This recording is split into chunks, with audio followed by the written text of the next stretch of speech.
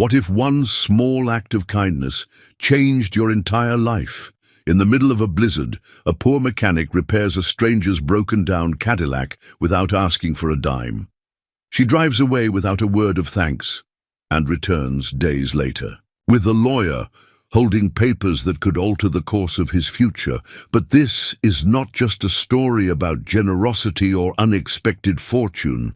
It's about healing, about love that grows where no one is looking, and about how two people from opposite worlds find something neither of them knew they were missing, in the quiet of a snow-covered town.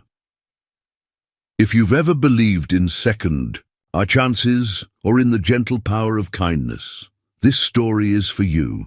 Before we begin, if you enjoy stories that touch the heart and warm the spirit, I'd love for you to subscribe to the channel. It helps us bring you more meaningful tales just like this one. And who knows, the next story might just be the one that stays with you forever. Now, let's begin. Poor mechanic repaired her Cadillac. She left, then returned with a lawyer holding property papers. The wind howled like a living thing, whipping through the pines with the fury of a wild animal. Snow fell thick and fast, turning the world outside into a blur of white and grey. The small mountain town of Elkhorn sat tucked beneath the snowy ridges of Wyoming, quiet, almost forgotten. And on the edge of that quiet, in a humble wooden garage that had seen better days, Tom Harris tightened the last bolt on a rebuilt carburetor. He worked with a quiet focus, calloused fingers moving with skill and certainty. There was no music, playing, no radio murmuring in the background, just the rhythmic sound of tools, the hiss of breath in the cold air, and the occasional creak of the old space heater in the corner, trying to fend off the bitter chill. Outside, the snowbank against the window had crept halfway up the glass. Tom didn't mind the silence. He'd grown accustomed to it, even welcomed it. Silence didn't lie. It didn't judge. It didn't remind him of what could have been. He wiped grease from his hands. The distinct rumble of an unfamiliar engine broke the stillness. It sputtered, coughed, and finally gave up just beyond the garage door. Tom raised an eyebrow, crossed the floor, and opened the door to a scene that made him blink twice. A sleek black Cadillac Escalade dusted in snow and slush sat tilted at a strange angle by the curb. Steam poured from beneath its hood like smoke from a wounded beast. The driver's side door creaked open, and out stepped a woman in a camel-colored wool coat and fur-lined boots, shielding her eyes against the wind. She didn't belong here. That much was obvious. Not with that car, not with that coat, not in this town. Tom stepped out into the snow, tugging his flannel tighter against his chest. "Engine trouble," he called over the wind. The woman turned toward him. Her face was pale from the cold, but composed. Even in the storm, her posture remained straight, her voice clear. "It just died on me. I didn't know where else to go." Tom gave a nod, gesturing her toward the open garage. "You found the right place. Pull it in if you can." She got back in and managed to coax the Cadillac a few feet farther before it gave up entirely. Tom helped push it the rest of the way inside. The garage seemed to shrink around the vehicle's sleek bulk, a jarring contrast against the aged walls and scattered vintage parts. "I appreciate this," she said, brushing snow from her dark hair. "Most places I passed looked closed." "Most of them are," Tom replied, already popping the hood. "Storm like this, no one sticks around unless they have to." She hesitated before offering her hand. "Margaret Fairchild." Tom looked at her for a beat longer than necessary. The name sparked something, not recognition exactly, but a flicker of curiosity. "Tom Harris," he said, shaking her hand. It was small, but her grip was firm. Margaret surveyed the space, eyes lingering on the old oil cans, the tools organized with obsessive neatness, the black and white photo tacked to the wall of a younger Tom beside a stock car. "You run this place by yourself?" "Always have," Tom said. "Was my father's before me." She smiled faintly. "You kept it going." "Someone had to." He leaned under the hood, poking around, and soon muttered, "Radiator's cracked. Engine's overheating. You're lucky you didn't blow a gasket out there. Can you fix it?" "I can, but it'll take a little while." She glanced toward the door, where snow curled under the frame. "Guess I'm not going anywhere soon." Tom straightened. "You're welcome to wait inside. I've got coffee. It's functional." Her expression softened. Functional is better than nothing. Inside the small attached office, Tom poured 2 mismatched mugs of coffee and handed her one. The heat seeped into her fingers gratefully. She sat on the old leather chair near the heater, her expensive coat looking entirely out of place against the worn upholstery. "So," he said casually, "what brings someone like you through Elkhorn in the middle of a snowstorm?" Margaret stared into her coffee for a moment. "Passing through," Tom chuckled. "That's usually code for running from something." She raised an eyebrow. "And you? What are you hiding from?" The question surprised him. He leaned against the counter, considering. Life, maybe, expectations, noise. Out here it's quiet. Things make sense. There was a pause. Then Margaret said, "I used to think I wanted all the noise. Now I'm not so sure." Tom didn't push for details. He never did. People revealed themselves when they were ready, or they didn't. Either way, he respected the silence. An hour passed. Tom worked quietly, and Margaret watched him with increasing interest. There was something calming about the way he moved. No rush, no showmanship. Just a man doing his job with skill and purpose. At one point she asked, "Why this? You clearly know your way around an engine. You could be working somewhere bigger, better paid." Tom wiped his hands, shrugged. "Did that once.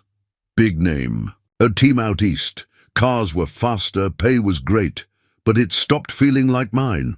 Out here, I fix things that matter to people. Real people." Margaret nodded, absorbing that. For a woman whose world had always been measured in contracts, IPOs, and press releases, there was something disarming about such simplicity. By late afternoon, the storm had grown worse. Snow hammered the roof like a warning drum. The Cadillac still needed work. "You're not going anywhere tonight," Tom said. "Roads are closing. Sheriff will have them blocked by dusk." Margaret hesitated. "There's a lodge outside town. I passed earlier, maybe no power, probably snowed in by now." He glanced at her. "There's a spare cot in the office. Clean blanket, I promise." She looked at him, truly looked at him for the first time. "You don't know me," she said. "I don't need to," he replied simply. "You were stranded. I'd want someone to do the same for my sister. Or my mom, back when she was around."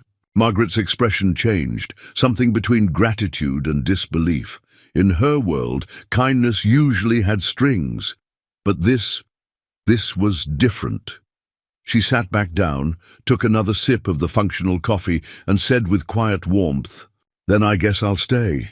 And in that tiny garage, as the storm raged outside, something unspoken began. Not loud, not dramatic, just the quiet first spark of something neither of them had expected. By morning, the storm had curled into itself like an old dog, leaving behind a world blanketed in heavy silence.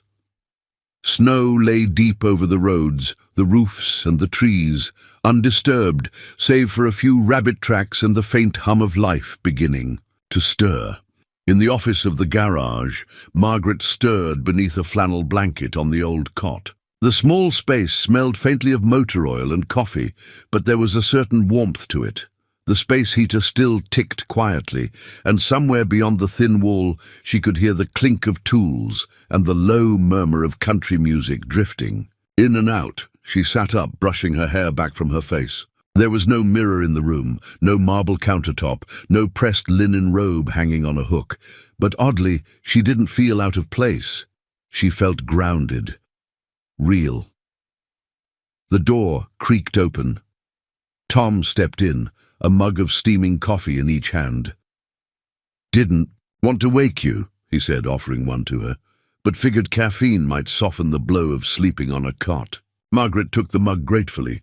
It wasn't bad, better than most hotels I've stayed in, honestly, he chuckled. Then you've been staying in the wrong hotels. She sipped the coffee, still functional, still oddly comforting. There was a pause between them. Margaret finally asked, "Do you always do this for strangers? Take them in, give them coffee, fix their lives one bolt at a time?" Tom shrugged, sitting on the stool near the wall. "Not usually. But storms change. Strip things down. Remind you, we're all just trying to make it through."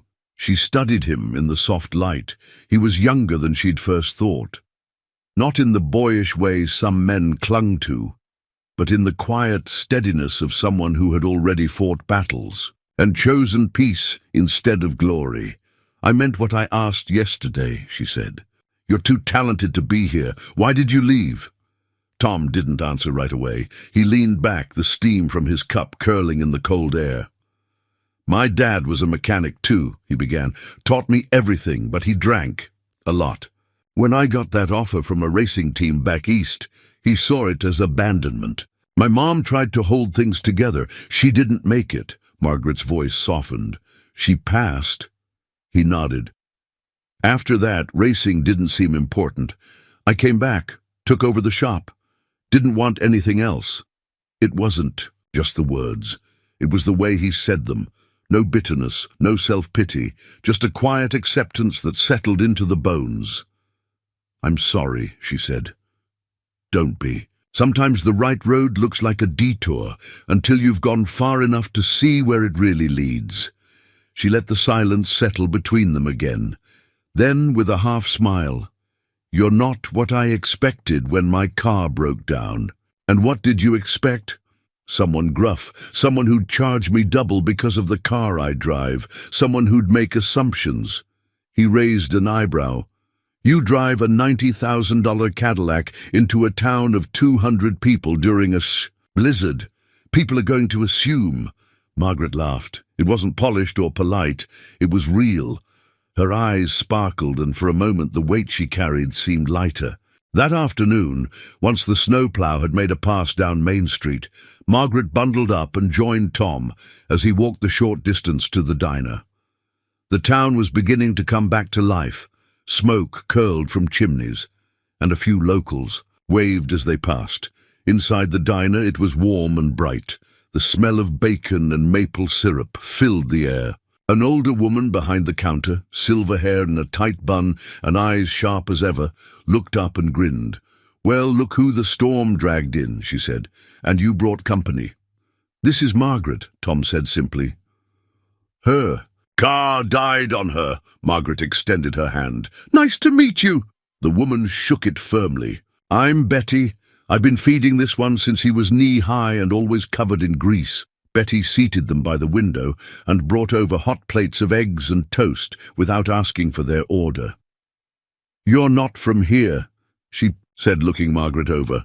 Not rudely, just perceptively. "No," Margaret admitted. "I used to come through when I was a kid.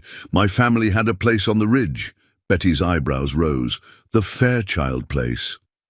Margaret nodded. "Well," Betty said, eyes narrowing in mild surprise, "that explains the car." Margaret smiled faintly. "I suppose it does." As they ate, Tom and Margaret slipped into conversation with an ease neither had expected. They talked about simple things, favorite meals, childhood stories, the quirks of small-town life versus the roar of the city. At one point, Tom asked, "What do you do when you're not stranded in strange towns?" Margaret hesitated. She could have said investments or finance or strategic acquisitions. But in this moment, none of it felt like it mattered. "I help rich people get richer," she said finally with a sardonic smile. "Or at least I used to. These days, I'm not sure what I do." Tom didn't press, but she added, "I walked away from a company I helped build, from a wedding I didn't want, from a life that looked perfect on paper." He met her gaze. "That's not easy." "No, but I think I wanted something real, something honest, and I didn't know where else to find it, so I drove." he smiled slightly, and landed here, in the middle of nowhere. Tom raised his coffee cup. Sometimes nowhere is exactly where you're supposed to be. They clinked mugs. Later that day, back at the garage, Margaret stood by as Tom continued work on the Cadillac. She watched. His hands steady and practiced, listened to the way he talked to the engine like an old friend. "You really do love this," she said quietly. "I do. Not just fixing cars, fixing things. People too, I think." Tom paused, glanced up at her. "I don't fix people, Margaret. I just give them a place to breathe if they need it." And somehow she knew he had just named exactly what she had come looking for, not even realizing it until now. The road up to the ridge was still half buried in snow, but the town plow had cleared just enough for the Cadillac to climb with caution. Tom followed in his truck, the old Chevy grumbling in protest against the icy incline. The sky was pale, grey, a heavy stillness blanketing the world, the kind of sky that whispered secrets if you listened long enough. Margaret sat quietly behind the wheel, hands clenched tighter than they needed to be. The luxury SUV navigated the turns with smooth ease, but her heart thudded like a hesitant passenger. She hadn't been up this way in more than a decade, maybe longer. The house came into view suddenly, like a memory you'd buried but never quite forgotten. It was a sprawling Victorian-style home, its peaked gables and wide wraparound porch now partially hidden beneath heavy snow. Paint peeled from the shutters, and the roof bore the weight of years as much as weather. But even in its faded state, the house had presence, proud, silent, almost defiant against the passage of time. Tom parked behind her and stepped out, glancing around. "You grew up here?" Margaret nodded slowly, stepping into the snow beside him. "Every summer until I was 17. After that, life got busy." He studied the house, then her. "It's beautiful, even now." She laughed, short, almost nervous. "I had a broker trying to sell it last year. Got a few offers. All from developers who wanted to tear it down, build vacation rentals. And I couldn't sign the papers." There was a long pause. Tom's gaze stayed on the porch steps, half sunken in snow. "You're not just here for a drive, are you?" She turned toward him, cheeks pink from the cold and something else. "I came back to say goodbye. I thought maybe if I saw it one last time, I could finally let it go."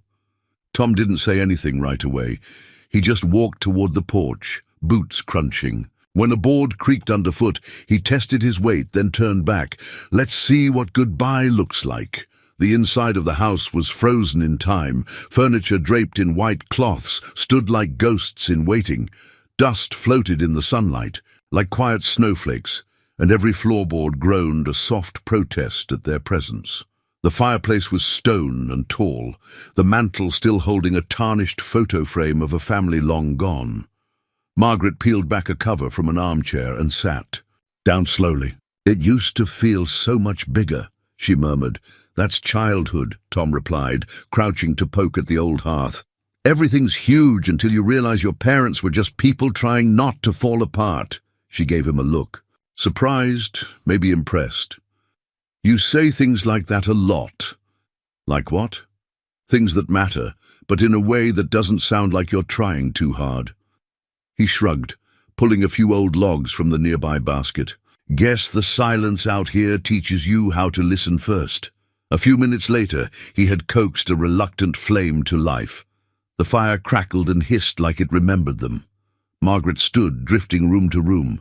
Her fingers brushed along. A dusty piano key. A soft note sang out, off-key but haunting. "My mother used to play," she said, "only when no one was around." Tom wandered in, glancing at the frame on the wall. A photo of a much younger Margaret with her parents. A stiff family portrait, the kind that never quite captures anyone's real smile. "You look different," he said. "I was happier." Then she admitted, surprising even herself with the honesty. He didn't pry. Instead, he walked to the bay window that looked out over the snowy forest below. "This place still has a heartbeat. I thought maybe you could use it," she said, almost too quickly. Tom turned. "What?" Margaret took a breath. "You said the garage is your father's, right? That it's old, falling apart. The town's dying, people moving away. I thought maybe you could use this house for something, for yourself, for the community." Tom looked at her, stunned into rare silence. "I came here to say goodbye," she continued. "But now I think maybe it's not mine to say goodbye to anymore." He walked slowly toward her, searching her face for any sign she wasn't serious. "You don't even know me. I know you fixed my car in a snowstorm without asking for a dime. I know you gave me a place to sleep. I know you make coffee you don't apologize for. And I know that in a world where everything comes with strings, you haven't asked me for a single thing." She smiled, though her eyes glistened. "Maybe it's time someone gave you something without expecting anything in return." They walked the house together, the sunroom with broken windows, the upstairs bedroom with wallpaper curling at the seams. Tom ran his hand along the wooden banister. "She's old," he said, "but she's still standing." "Like some of us," Margaret replied. When they reached the attic, she paused before pulling the string to the hatch. "I used to hide up here when my parents fought. I'd stare out the little round window and pretend I was somewhere else." Tom said nothing, just waited beside her. Inside, the attic was cold and musty, but it had a kind of still beauty. A dusty trunk sat near the far wall. Margaret knelt, brushed it off and opened it. Inside were old letters, a child's drawing of the house, and a Polaroid of her riding a sled down the hill behind the property, her face frozen in a wide-mouthed laugh. "I forgot this version of me existed," she whispered. Tom knelt beside her. "She's still in there, just buried under all the noise." They sat like that for a while, two people surrounded by forgotten things, rediscovering what mattered. That evening, as the sun dipped behind the ridges and cast golden light across the snow-draped world, Margaret handed Tom a manila envelope. "Deeds inside," she said. "I had it brought up here a few weeks ago, just in case I couldn't sell." He took it slowly. "Are you sure?" "I've never been more sure of anything. This place needs someone who sees value in what's worn, in what's real." Tom looked at her, and for the first time, something unspoken passed between them. Not romance, not yet, but respect, gratitude, recognition. "You know," he said quietly, "you may have just given me a future I didn't know I still wanted." Margaret smiled, eyes warm. "Maybe you gave me the same thing." Outside, the last of the snow glimmered like diamonds in the setting sun.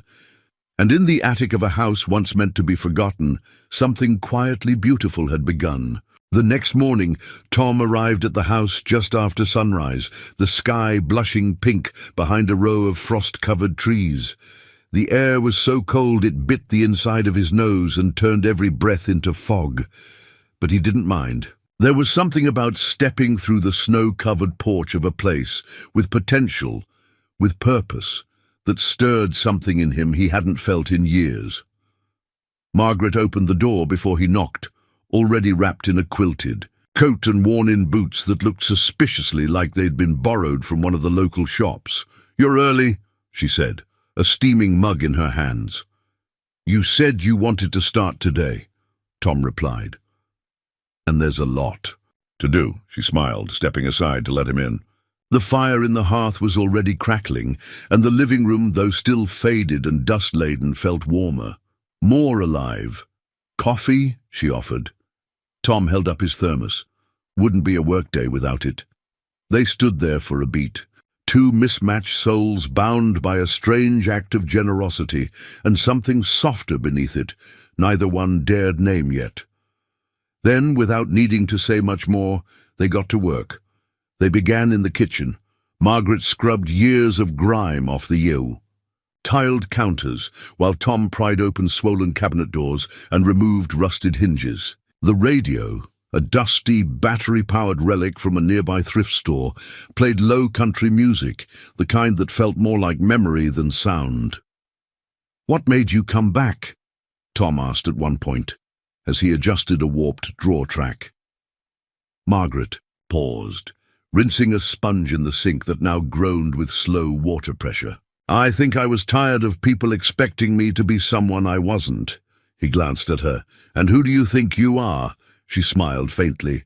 "Still figuring that out, but I know I'm not someone who wants to spend her life in boardrooms." "Pretending a profit margin is the same as purpose," he nodded thoughtfully. "That's a start." They worked until midday, stopping only when their stomachs growled in protest. Margaret reheated a pot of stew Betty had sent over, thick, hearty, and laced with more comfort than seasoning. They ate by the window, legs propped on mismatched chairs, watching the snow melt slowly off the porch roof in glistening drips. "This town moves slower than I remember," she said. "That's because it doesn't move unless it has to," Tom replied with a chuckle. "And you like that?" "I used to think it meant I was hiding. Now I think maybe I was just tired of chasing things that didn't matter." She studied him over the rim of her bowl. "You're full of quiet wisdom, you know that." Tom gave a half smile. "Nah, I'm just old enough to know what kind of noise to ignore." By late afternoon, they were upstairs, pulling apart a long-forgotten bedroom. The wallpaper was faded with yellow roses, the kind Margaret remembered tracing with her fingers as a child while thunderstorms rolled through the hills. Tom pried, off-damaged molding, while she sorted through an old dresser filled with forgotten trinkets, hairpins, expired coupons, a music box with a cracked ballerina. When she opened it, the melody, warped but still recognizable, filled the air. A lullaby, her mother's favorite. She froze. Tom looked up. "You okay?" "I haven't heard that since." She trailed off, fingers gently brushing the edge of the broken ballerina. Tom didn't move closer. He just stood quietly, letting the silence hold space for her grief. It was one of the things Margaret found herself appreciating about him more and more, his ability to be there without trying to fix everything. "I think I spent most of my life pretending nothing hurt," she said, almost to herself. "You don't have to pretend here." She looked at him then, eyes misty but not fragile. "That might be the scariest thing anyone's ever said to me." As the sun dipped low, painting long golden streaks across the upstairs floorboards, Tom stood on a ladder, replacing a cracked pane of glass in the guest room. Margaret held it steady, handing him tools one by one. "This could be a bed and breakfast, you know," she said absently. "Or a community house, a place for people to land when life throws them into a snowstorm." Tom glanced down, amused. "You're already planning renovations," she smiled. Guilty, he tightened the last screw, stepping carefully down. "Why not just move back in, make it yours again?" "I don't think I want it to be just mine. I want it to matter to someone, to more than just me." He studied her, the way the light caught her features, the strength in her jaw, the softness in her eyes, the steadiness of someone rebuilding not just a house, but something inside herself. "You're doing more than fixing this place," he said. She looked up at him. "So are you." When they stepped outside, the air had shifted, the snow had stopped. The clouds were parting, revealing the first stars blinking shyly in the dusky sky. They stood at the edge of the porch, looking out over the quiet slope. The snow-covered trees, the town nestled below like a forgotten treasure. Margaret crossed her arms, rubbing warmth into them. "I don't know where this goes, Tom. I don't know if I'm staying or if this is just a season in my life that ends." When the last nails hammered in, he didn't look at her when he spoke. "You don't have to know, not now. But I don't want to make promises I can't keep." "I'm not asking for promises," he said gently. "Just presence. And maybe another cup of that functional, and coffee in the morning." She smiled, her breath visible in the cold. "That I can do." And in the hush of twilight, under a sky slowly clearing, two people who never planned to find each other, who'd spent years building walls, stood quietly on a porch neither had expected to share. The house behind them still needed work, but maybe so did they. And for the first time in a long while, that didn't feel like a burden. It felt like a beginning. The attic always held the cold longer than the rest of the house. Even with the downstairs fire roaring, the space above the second floor carried a chill that crept into the bones. But it also held something else. A quiet stillness that seemed to echo with the voices of yesterday. Tom stood near the round window at the far end, one hand resting against the frosted glass. The view beyond was blurred, snow still clinging to the pines. But he wasn't looking at the trees. He was watching Margaret. She sat cross-legged on the floor, surrounded by old boxes she'd pulled from the corners of the attic. Her hair was pulled into a loose braid, and she wore one of his old flannels over her sweater, sleeves rolled to the elbows. Her cheeks were pink from the cold, but her focus was warm and unshakable. "This was my father's," she said, holding up a cracked, leather-bound journal. He used to write letters to himself in it, like some kind of therapy, I guess. Tom stepped closer, crouching beside her. "Did you read any?" She nodded, her fingers brushing across a yellowed page. He was so different on paper, softer, more unsure of himself. You'd never know it from how he ran the boardroom. He studied her face as she read, how her expression shifted between wonder and something sadder. "People are complicated," he said. She looked at him. "You don't talk much about your parents." Tom leaned back against one of the old support beams, exhaling. "My mom was kind, too kind probably. My dad, he started out good, taught me everything I know about engines, but he couldn't outrun his own ghosts. Started drinking after. My mom got sick, blamed the world for losing her, then blamed me when I left to chase something bigger." Margaret's voice dropped to a whisper. "That's why you came back?"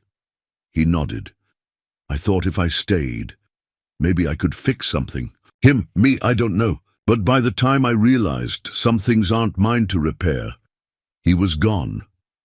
The room fell into a still quiet, the kind that didn't feel awkward, just necessary. Margaret reached out, resting her hand over his. "You didn't fail him, Tom. I didn't save him either. You saved yourself," she said softly. "That counts." Tom looked at her, and in that moment, something unspoken passed between them again. Something tender, fragile. The kind of connection that couldn't be forced or defined, only felt. Later that day, they returned to town together to pick up supplies. The hardware store owner, Hank Doolin, gave Tom a sideways glance as Margaret grabbed a basket and began selecting sanding paper and wood glue like she'd been doing it her whole life. "Friend of yours?" Hank asked in a low voice while ringing up the order. Tom's reply was simple but firm. "She's helping fix the house on Ridgeview." Hank raised his eyebrows. "That old Fairchild place? Thought that was headed for demolition." "Not anymore," Tom said. Hank nodded slowly. "Well, if she's sticking around, tell her she's welcome at Sunday potlucks. And to bring something sweet." Tom cracked a smile. "She makes a mean cinnamon bread." "I'll hold you to that," Hank replied. Back at the house, Margaret laughed when Tom relayed the conversation. "You're making promises on my baking. Now? You seemed confident when you handed me that slice yesterday." She shrugged playfully. "Maybe I was trying to impress you?" Tom didn't answer. He didn't need to. That night they sat by the fireplace again, sharing the last of Betty's stew and sipping whiskey from chipped mugs. Margaret stared into the flames, voice distant. "There was a man, back in New York. We were supposed to be married last spring." Tom didn't flinch, just waited. It wasn't love, not really. It was partnership. He had connections. I had the last name. We looked good on paper. What happened? I walked out 2 weeks before the wedding, packed a bag and left the city. Everyone thought I'd lost my mind. Tom's gaze was steady. "Maybe you found it." Margaret smiled faintly. I was scared, not of being alone. I'd been alone for years, even with him, but of waking up one day and realizing I'd spent my whole life being someone else. Tom's voice was low. So you drove west and ran out of road and radiator. Fluid. They both laughed. It felt easy. Earned. The fire burned low. Tom added another log, then leaned back beside her. They sat in silence, the kind that only came when two people were comfortable enough not to fill the air with words. Eventually, Margaret whispered, "You make me feel calm." Tom glanced sideways. That's not what most women say when they're around engine grease and a broken-down house. She met his eyes. "I think calm is underrated." He nodded slowly. "I used to think peace meant settling, like giving up. But now, I think maybe it's just knowing who you are when the noise dies down." Margaret's eyes glistened in the firelight. "And who are you, Tom Harris?" He thought for a long moment.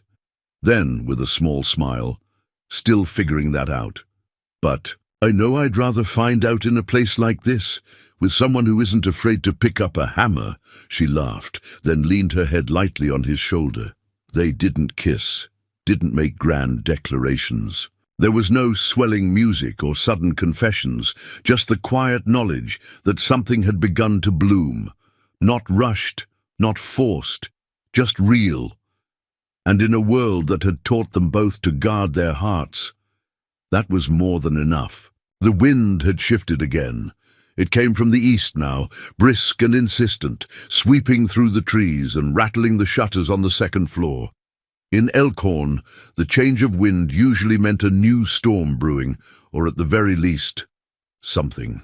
Unsettled on the horizon, Margaret felt it before she heard it. She was sanding an old dresser in the sunroom, one she'd fallen in love with not because of its condition, but in spite of it. The curves were beautiful, the legs delicate, the handles rusted but ornate. She worked in slow, rhythmic strokes, each pass of the sandpaper lifting a little more of the past.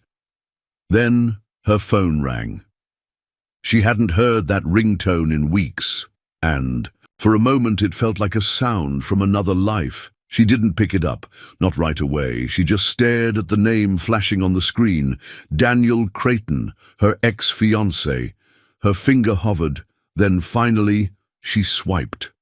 Margaret came. The voice on the other end, clipped and cool, like a man who hadn't been left at the altar but rather mildly inconvenienced. "I figured you'd try calling eventually," she said, brushing dust from her hands. "You're impossible to reach. I had to go through your brother's assistant." "That should have been your first clue," she replied. "I didn't want to be found." A pause. Then, "There's a situation at the firm." "Of course there is." Daniel launched into something about shareholders and rumors, about how her absence was raising questions. He mentioned optics, legacy, the name Fairchild like it still meant something more to the world than it did to her. "Your father's stepping down," he added. "They're going to vote on who fills his seat on the board. Your seat, technically." Margaret closed her eyes, pressing the heel of her hand into her brow. "Daniel, I don't care." "You should," he said, irritation leaking through. "This is your future, your inheritance." "No," she said quietly. "It's the future everyone else chose for me." There was silence on the line, and for a moment she could picture him, standing in his penthouse office, hair perfect, tie straighter than his intentions ever were, staring out over the city like it owed him something. "I'm not coming back," she said. "Not right now. You're making a mistake." "I've made a few," she agreed, "but this isn't one of them." She hung up before he could say more.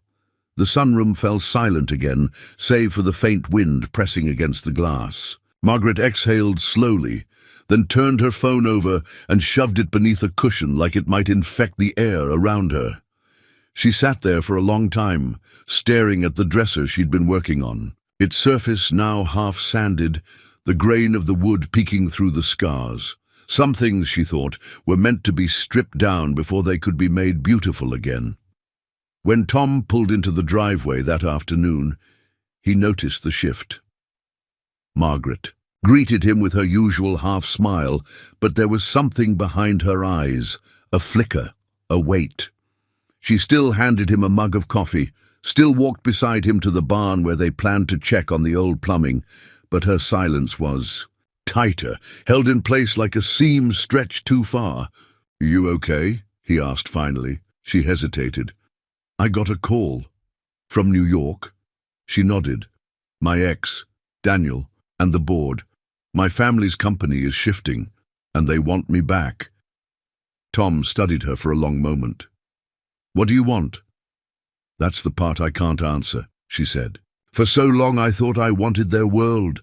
Then I thought I didn't want anything at all. Now I don't know." He didn't press. Instead, he turned back to the plumbing issue. They worked in quiet tandem, tightening fixtures, checking valves. But the silence between them now was heavier, not uncomfortable, just uncertain. When they finished, Margaret sat on the porch steps, watching the sky bruise with evening light. Tom joined her, and for a while they didn't say anything. Then she whispered, "I'm scared that if I go back, I'll forget who I'm becoming here." Tom's voice was low. "Then don't go back." She looked at him, startled. "It's not that simple." "No," he agreed.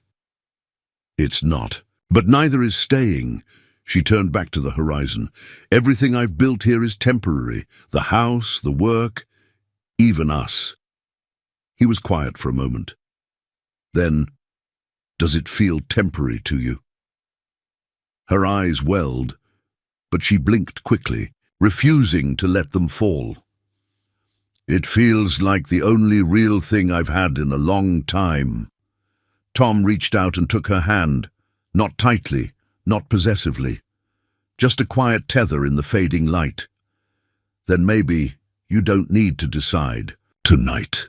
That evening, Tom returned home and stood for a long time in his small kitchen, his hand wrapped around the coffee mug she'd given him 2 days earlier, the one with the chipped lip and the faded image of a moose on it. He set it down, walked to the old desk in the corner, and pulled open the drawer. Inside was a letter. Unsent. Years old.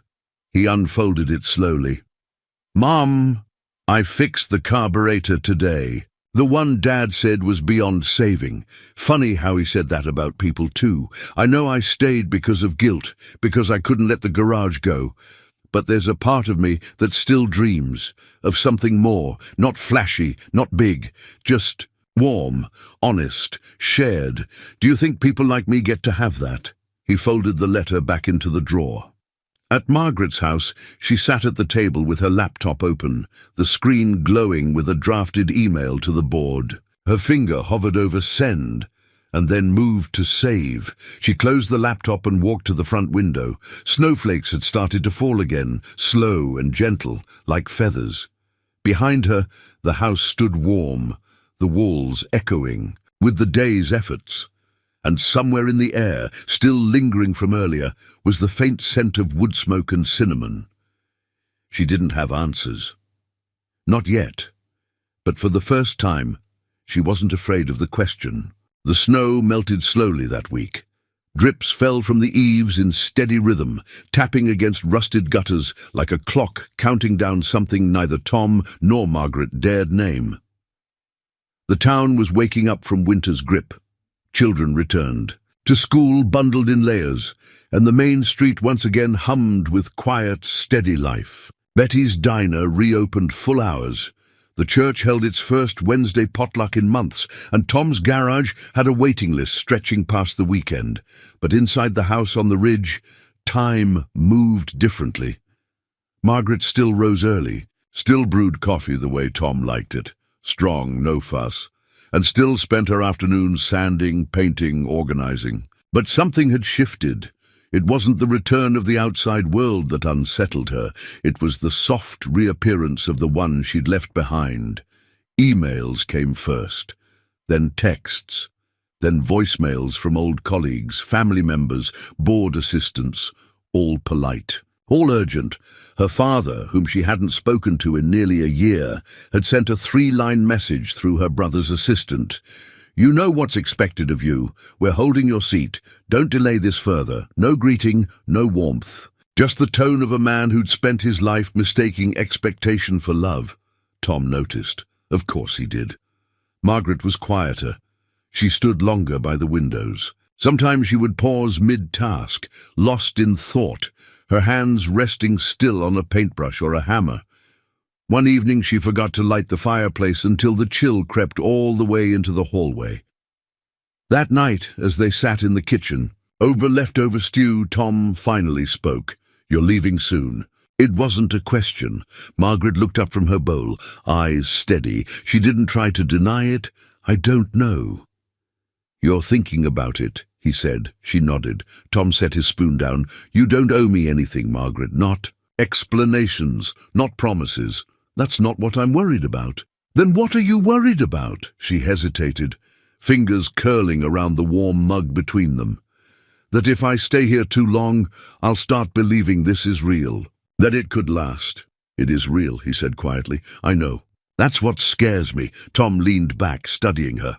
"And if you leave, then I'll wonder if I ran away again, just in a different direction." He reached across the table, brushing his fingers lightly over hers. "You're not a woman who runs. Not anymore." The next morning, Margaret stood by the front gate, watching the fog lift over the hills. Her suitcase sat by the porch, not packed, not zipped, but there, as if daring her to make a decision. Tom walked up the driveway carrying 2 paper bags from the grocery. "Betty says she's saving you a spot at the potluck," he said casually. Margaret smiled. "She's not subtle, is she?" "Nope. But she makes a killer blueberry pie, so she gets away with it." He stepped onto the porch and glanced at the suitcase. "Planning a trip?" She looked away. "Just thinking ahead." Tom set the groceries down gently. "You don't have to go, but if you need to, I'll understand." "That's the problem," she said, meeting his eyes. "You're too good. You'll make it too easy to walk away." "I won't," he said, his voice quiet but firm. "It'll hurt, like hell, but I won't make you feel trapped here. You've been trapped enough." Margaret swallowed hard. "I want to stay, more than I expected to." "Then stay." She hesitated. "And if I stay, what does that mean?" "For us." Tom stepped closer. "It means I wake up tomorrow and you're still here. We make coffee, fix a window, maybe eat Betty's pie. It means we take it one day at a time. No guarantees." "None worth making," he said, "but everything worth building." That evening, Margaret sat on the porch alone, watching dusk settle over the ridge. In her lap sat an envelope, the reply she'd written to the board. No anger, no grand speech, just a quiet resignation. She hadn't sent it. She turned the envelope over and over, the edges soft now from her hands. The snow had mostly melted, revealing dead leaves and the first signs of green in the underbrush. Life was returning. So was choice. When Tom stepped onto the porch behind her, she didn't turn around. "I want to go," she said. "But not forever, just for a few days. Close that chapter on my terms." He nodded. "Then go, and come back." "You don't know I will." He smiled softly. "I don't need to." She stood facing him. "You believe in me that much?"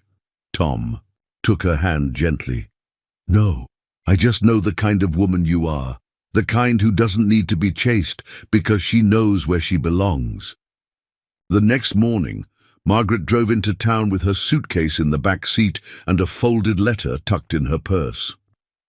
Tom watched from the porch as her car disappeared down the road, his heart a strange knot of hope and ache.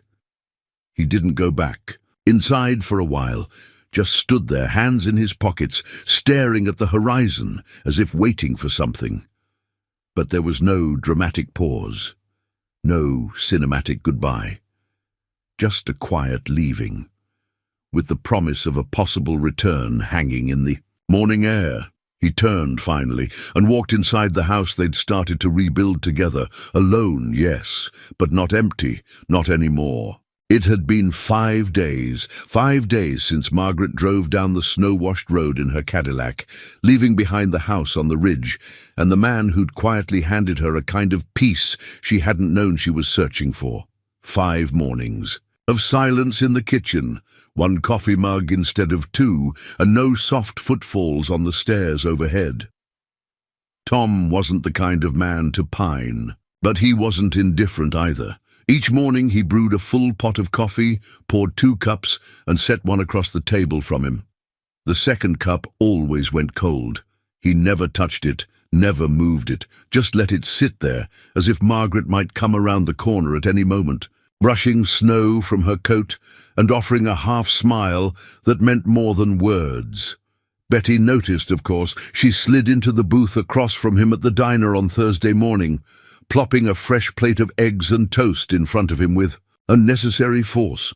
"You look like someone's waiting for a train that's already come and gone," she said. Tom looked up, surprised by her bluntness. "I'm not waiting." Betty raised an eyebrow. "No, I'm just living my life," he said. "If she comes back, she comes back." Betty crossed her arms. "You know what your problem is, Tom Harris?" He sipped his coffee, unconcerned. "You've got a list, don't you? You never ask for anything," she said. "You give, you fix, you offer, but you never let yourself need. And if you don't need anyone, they start to believe you're better off alone." Tom looked. Out the window, where snowmelt ran in narrow rivers along the gutter. "Maybe I was," Betty softened. "Maybe. But that woman didn't just show up for a car repair, Tom. She came here and found a version of herself she'd buried. You think that kind of change happens without leaving a mark on you, too?" He didn't answer. He didn't have. To that evening, Tom returned to the house on Ridgeview. He didn't live there, not yet, but he visited daily now, not to keep watch, but to keep faith. There was something sacred in that quiet shell of a home. Something Margaret had awakened, even in its peeling paint and uneven floorboards. The sun was just beginning to set, staining the sky the color of tangerines and dusk wine. Inside, the air smelled faintly of cinnamon, a scent that seemed to cling to the walls since the day she left. He moved through the house slowly, picked up a paintbrush still resting on the windowsill, straightened a photo frame she'd propped up on the mantel, a black-and-white picture of her and her mother at the piano, laughing, unposed. He walked upstairs and paused at the top step. The guest room door was cracked open. He pushed it gently. The bed was made. Her touch was in the neatness, in the small folded quilt at the edge. On the nightstand sat a note. He hadn't seen it before. His hands felt strangely heavy as he reached for it, eyes scanning the words written in her careful, "Strong handwriting, Tom. I didn't know how to say goodbye, so I didn't. Maybe because I don't want this to be a goodbye. You once said you weren't here to fix people, just to give them space to breathe. I didn't realize how badly I needed that, how much I needed you. I'm going because I have to close a door properly, not because I want to open a new one somewhere else. I need to say no with finality before I can say yes to something better, something honest. If I come back, it won't be because I have nowhere else to go. It'll be because I want to build something here, with you." Tom sat on the edge of the bed for a long time, the letter resting in his hand, soft and trembling at the edges. Then he folded it neatly, placed it back on the nightstand and smiled. She wasn't running, she was choosing, and somehow that made all the difference. 3 more days passed. The town rolled on with its slow rhythm, Sunday services, grocery trips, the occasional flat tire or dead battery that brought customers to Tom's garage. He worked with quiet purpose, but those close to him noticed the change. He hummed sometimes. He said yes to an invitation for dinner. He even brought Betty a loaf of the cinnamon bread Margaret had taught him to make, though it came out more like a brick than a pastry. Betty took 1 bite, then patted his hand kindly and said, "Stick to engines." Then, on the 8th morning, just after sunrise, Tom walked to the front porch of the house on Ridgeview, coffee in one hand, a paint can in the other. And there she was, Margaret, Standing at the end of the drive in the morning light, suitcase in hand, wind tugging at her coat. Her hair was down, wind-tossed, and her eyes looked both exhausted and lit with something quietly powerful. Tom didn't speak. Neither did she. She just walked forward, step by slow step, until she stood in front of him. Her hand reached for the coffee mug in his, curling around the ceramic like it had always belonged there. "You made a second cup," she said softly. "I never stopped." Tears threatened her composure, but she blinked them away. "I told them." "No," she said, "not because I'm turning my back on my name, but because I'm finally stepping into who I am." Tom nodded. "So, who are you, Margaret Fairchild?" She smiled. "A woman who came back on purpose." Then, without hesitation, she reached for his hand and held it, and in the hush of that morning, surrounded by the scent of pine, sawdust, and something new growing between them, Tom understood something that had eluded him for years. You didn't have to wait to be chosen. You just had to be someone worth coming back to. The days after Margaret's return passed, not like a crescendo, but like the gentle unfolding of spring. There were no fireworks, no declarations shouted into the wind, just the quiet rhythm of two people learning how to live in the same space. With equal parts history and hope, the house became a different kind of project. Before, they had been restoring it for function, patching holes, replacing pipes, sanding surfaces scarred by time and weather. Now, every task held a layer of intention deeper than wood or paint. Now, they were building something that resembled a future. Tom installed shelving in the sunroom for Margaret's growing collection of books and heirlooms rescued from the attic. Margaret converted the dining room into a long, welcoming space, a place she envisioned hosting town potlucks, book clubs, maybe even a workshop for kids who wanted to learn how to fix things, the way Tom once had with his dad. "You really think people will come?" Tom asked, arms crossed, watching her rearrange a mismatched collection of chairs with careful deliberation. Margaret looked up, hair tied in a bandana, cheeks flushed from the effort. "I think people are hungry for places that feel like home, even if it's not their name on the mailbox." Tom grinned. "You're starting to sound like a small-town dreamer." She walked over, tapped him on the chest. "Maybe I always was. I just needed the noise to die down so I could hear it." The townsfolk noticed the changes too. It started with Margaret reappearing at the Sunday potluck, her cinnamon bread a vast improvement over Tom's failed attempt. Then came her donation to the local school, not money, but time, teaching basic financial literacy to teens who'd never thought twice about a savings account. "She's not just visiting, is she?" Betty asked Tom one afternoon as he refilled. "Her truck's transmission fluid." "She's not," he said simply, a quiet smile tugging at his lips. The town, with all its cautious warmth, began to fold Margaret into its fabric. Not because of her last name or the house she'd inherited, but because she showed up, genuinely, consistently, and listened. She was still learning how to be rooted, but her willingness to try was enough. One grey afternoon, they stood on the back porch, watching the first rain of spring blur the treetops. The scent of earth and renewal clung to the air. Tom leaned against the railing, mug in hand. "You ever think about selling again?" Margaret turned to him. "The house?" He nodded. She shook her head. "Not anymore. It used to feel like a burden. Now, it feels like the first thing I've ever truly chosen."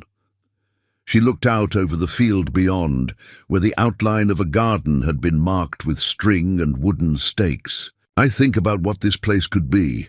For us, for the town. I want people to walk through that door and feel something shift, even just a little." Tom considered that. "That's a lot to ask from a pile of wood and brick." Margaret smiled. "Maybe. But this pile of wood and brick saved me." He looked at her, studied the lines of her face softened by light and time and laughter. "I think you saved yourself." She didn't argue. She just took his hand. That weekend, they held a house rewarming, as Margaret called it. Part celebration, part thank you, part test run for what this home could become. They cleared the downstairs rooms, laid out long tables with food and mismatched dishes. Betty brought pies. Hank Doolin brought root beer floats for the kids. Tom barbecued ribs with such focus you'd think he was rebuilding an engine. People came, not out of obligation, but out of something warmer. Curiosity, perhaps. Affection, maybe. Whatever it was, the house swelled with voices and music, with stories and shared silence, with footsteps that didn't feel like intrusions. At one point, Margaret caught Tom watching from the threshold of the kitchen, his expression caught somewhere between awe and disbelief. "You okay?" she asked, handing him a lemonade.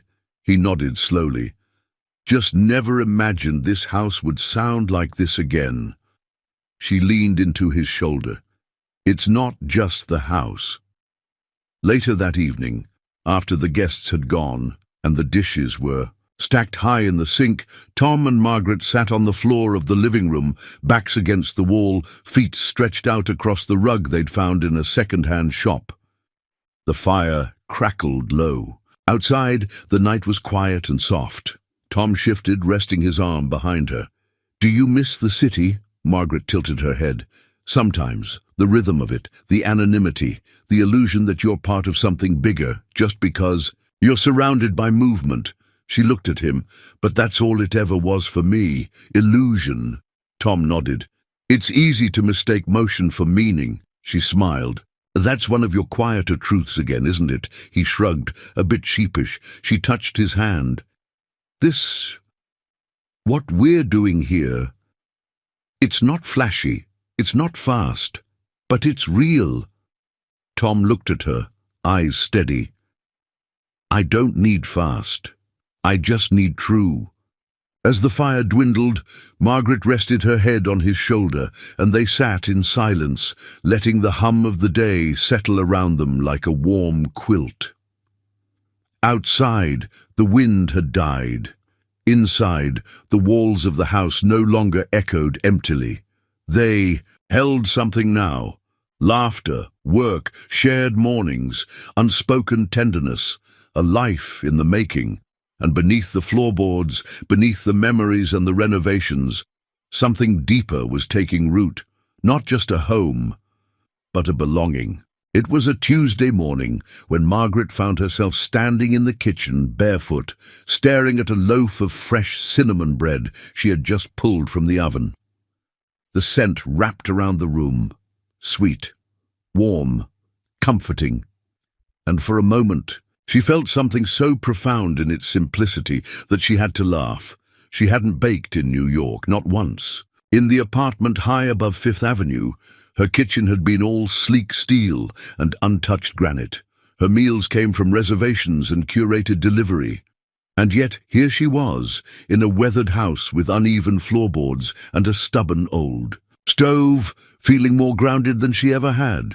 Tom walked in, wiping his hands on a rag, his jeans stained with sawdust and grease. He paused at the doorway, inhaling. "You trying to win Betty's heart again?" he asked, eyeing the bread. Margaret smiled. "No, this one's for you." He raised a brow. "I'm honored." She sliced a piece and handed it to him on a chipped ceramic plate. Tom took a bite, nodded. "Still better than mine." "That's a low bar," she teased. They stood there, just smiling at each other, the quiet morning sun slanting through. The window catching dust motes that danced like golden snow. There was no music, no television, no background noise, just the sound of birds outside and two people slowly learning how to live without armor. That afternoon, they drove into town to pick up lumber. Tom's old pickup rattled along the road, the bed lined with planks for a new porch swing Margaret had insisted they build together. At a red light, Tom glanced over. "You've been quiet." Margaret traced the edge of the coffee cup she'd brought with her, the kind with Betty's handwritten label still stuck to the lid. "I've been thinking," she said. He gave her space to continue.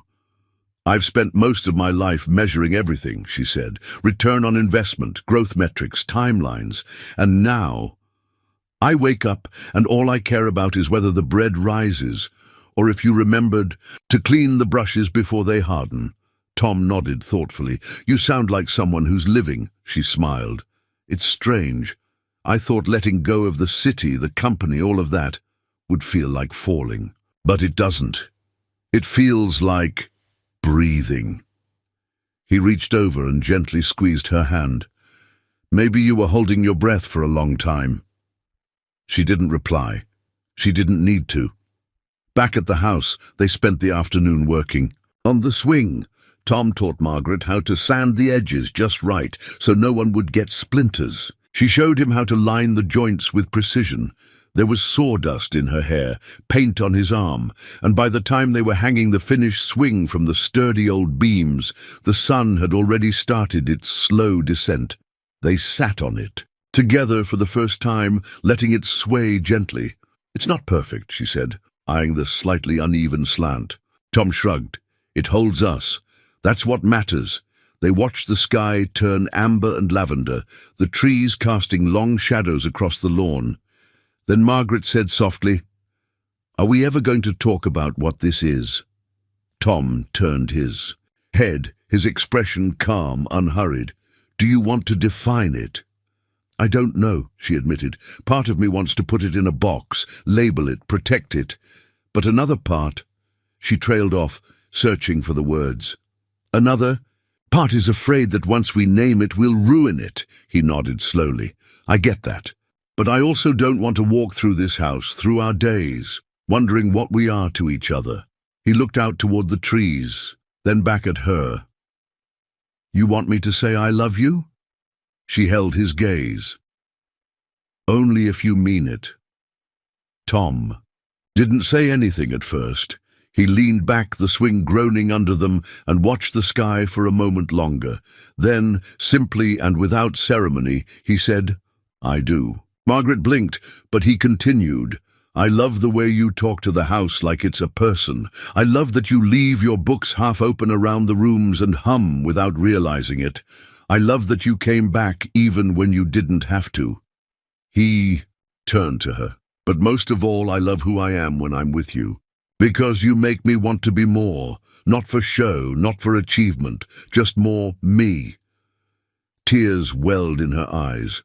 The kind that came not from sadness but from being seen. She took a shaky breath. I love you too, Tom. I think I knew it before I left, that's why it scared me so much. He smiled gently. We're here now. They didn't kiss right away. They just sat there, hand in hand, letting the weight of the moment settle into their bones, like warmth from the sun. Eventually, Margaret leaned her head on his shoulder. So what do we call this? Tom chuckled. I think we call it ours. That night, they danced in the living room. No music, no steps, just slow movement between two people who finally stopped running from their pasts, from expectations, from themselves. The fireplace flickered, the old wood floor creaked, and somewhere, in the kitchen, the scent of cinnamon still lingered. The last of the snow melted on a Wednesday. It didn't announce its departure. There were no grand thaws, no sudden gusts of warmth, just a quiet retreat, one drip at a time, as crocuses pushed through the thawed soil and birdsong returned. To the morning air, Margaret stood on the front porch of the house on Ridgeview, a mug cupped between her hands, and watched the season shift. Behind her, the door creaked open. Tom stepped out, tucking his flannel shirt into his jeans with one hand, rubbing the sleep from his eyes with the other. You always wake up before sunrise? He murmured, voice still heavy with sleep. Only on the good days, Margaret replied. He joined her without a word, wrapping an arm around her waist. Together, they watched the sun stretch slowly over the hills, gilding the town below in gold. You ever think about how much has changed? She asked. Tom looked at her, his eyes crinkling in that quiet, familiar way. Every day, the house had changed too. It wasn't just the new paint or the refinished floors. It was the feeling when you walked in. The way light moved through the rooms, how laughter seemed to live in the walls now. It was in the hand-sewn curtains Margaret had hung in the kitchen, the rows of mismatched mugs they'd collected from garage sales and thrift shops. The photographs framed along the hallway, some old, some new, none curated for perfection, just chosen for joy. And outside, the garden had taken shape, raised beds just sprouting green, a winding path lined with stones Tom had dug from the soil, a sign hung near the gate, hand-painted by Margaret. The giving garden. Take what you need, leave what you can. It was her idea, a way to let the house give back. They stocked it with tomatoes, herbs and zucchini, and in time neighbors began leaving jars of homemade jam, loaves of bread, even poems scribbled on scrap paper tucked between basil leaves. One morning, a little boy from down the hill left a toy truck on the porch with a note. For the man who fixed my mom's car and didn't make her cry. Tom kept the truck on his workbench. They didn't marry right away. There was no rush, no need for rings or registries or a guest list. What they had didn't need ceremony to be real. But one morning, as Margaret flipped pancakes and Tom poured coffee, she asked, "You think we need a license to call this forever?" Tom smiled. "I think forever started the moment you came back." Still, on a sunny Saturday in June, they stood under the old maple tree out back, Margaret in a cotton dress, Tom in his cleanest pair of boots, and said vows they'd written on notebook paper. Betty officiated. The town came. Not because they were invited. Margaret never got around to sending invitations, but because they knew. They brought pies and folding chairs, flowers and fiddle music, and a choir of wind chimes that someone had strung through the branches. Tom built a wooden bench that now sat beneath the maple tree with a small plaque that read, "For the good days, and the ones we build into better ones." Years later, people would still talk about that spring, how the town came back to life not just after a long winter, but after a long silence, how a mechanic who had once kept to himself and a woman who'd once lived too loudly learned to listen, to each other and to what really mattered. Margaret's workshops expanded. She taught budgeting, small business planning, and the art of doing good without needing a reason. Tom's garage grew busier, not because he advertised, but because word of mouth carried more weight in Elkhorn than any online review. They fixed what they could, accepted what they couldn't, gave more than they ever asked for, and every night, before bed, they sat on the porch swing they built together, hands linked, saying nothing unless something needed saying. Sometimes that silence said everything. On the first anniversary of her return, Tom found her in the sunroom with a new journal. In her lap. "I've been writing again," she said. "Not about profit margins or leadership philosophies, just stories, little ones, about this house, this town, us." He kissed the top of her head. "About time someone put it on paper." She smiled.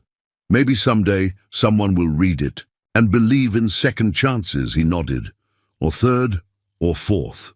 She looked up. "You believe in that, don't you?" Tom thought for a moment. "I believe in what you said the day you gave me this house. That sometimes when people show you unexpected kindness, it can change everything." Then he added quietly, "It did." And so, the house on Ridgeview became more than just a home. It became a place where people came to breathe, a place where old wounds found room to heal, where stories weren't erased but rewritten, not to forget the pain, but to honor the survival, where two people who thought they were broken discovered they were simply waiting for the right moment, the right season, the right kind of love. The kind that grows not from grand gestures, but from small, steady ones. The kind that lingers long after the final page. So, what did you think of the story? I'd love to know where you're listening from. Whether you're watching from a cozy kitchen in Ohio, a front porch in Texas, or somewhere snowy and quiet like our little town in the story, leave me a comment and say hello. I read every single one. And if this story touched your heart, even just a little, consider subscribing to the channel.